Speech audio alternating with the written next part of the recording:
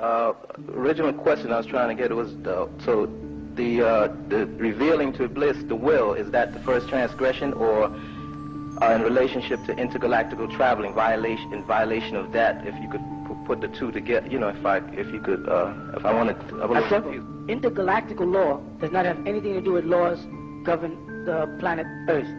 Once man was on the planet Earth, then laws were set up for him here, according to what his nature had regressed to, while he was in an etheric state, correct, as a spiritual being.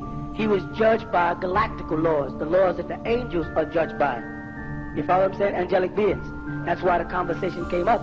Well, is the laws of the Quran has it, is the laws of the earth going to be the same as the laws here, which means are you going to create another Michael, or is he an Iblis? That was what the angels was asking.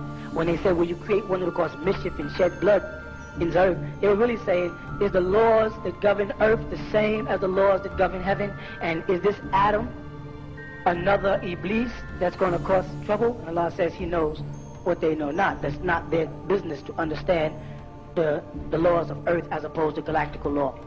You follow? So the angels are governed by different laws than men are. So you're saying, are you saying that they're both the same? Revealing of the will is the same as violating the laws in that the next realm, or the spiritual realm of Malakut? Yes, revealing the law of the nature of man to the Malaika, the angels in Malakut, violated galactical law.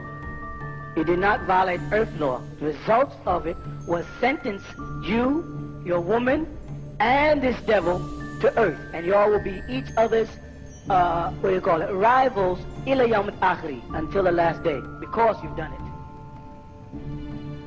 I see. Is it correct that human beings, or man, not mankind, are baby angelic beings who haven't but see, it's a spiral in and out process. You were a ruh when you was in Malakut as Adam. He was created a ruh. Then he was at the point of transition, he becomes a nafsun.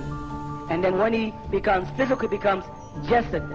When you take the ruh and the jasad, the body, you get a nafsa, a person. That's why you say nafsi, myself. You follow what I'm trying to say? Right. The nafsa is merely the spirit. Now, the cherubim, the fallen angels, have just jasad and nafs. They do not have a ruh. A ruh is min Allah Ta'ala. As you read in the Quran many places, He said, I sent my spirit into Jesus. I sent down the Holy Quran in Laylatul Qadri wa ruh, and my soul was there. You follow? So there's a definite difference. Are you saying that the angelic beings do not have the body? They don't have the jasad. And when they become incarnated, in order for you to see them in an etheric form, they must become, a lack of a better word, is a self. And that self in Arabic is nafsa. You follow what I'm saying? Right. So as they leave the stage of ruh, they come into, as they start to personify, the first appearance is the crystallization process, which gives an etheric body, or what people call the presence of a misty or exoplasma or a spirit-like form. And then the next stage, if they continue to slow up in vibration, because it's about vibration, they begin to slow up in vibration, then they start to take on the forms of the magnetic currents that surround the Earth's atmosphere. And finally, they become a physical body, which is governed by a sympathetic nerve system, which is in tune with the magnetic force field that surrounds the planet. You follow? So man is basically in tune with magnetism. That's what keeps his body, his physical composition, which in the Quran is referred to as jasad, keeps it together. If you was to release the magnets in this planet, all the elements would explode back.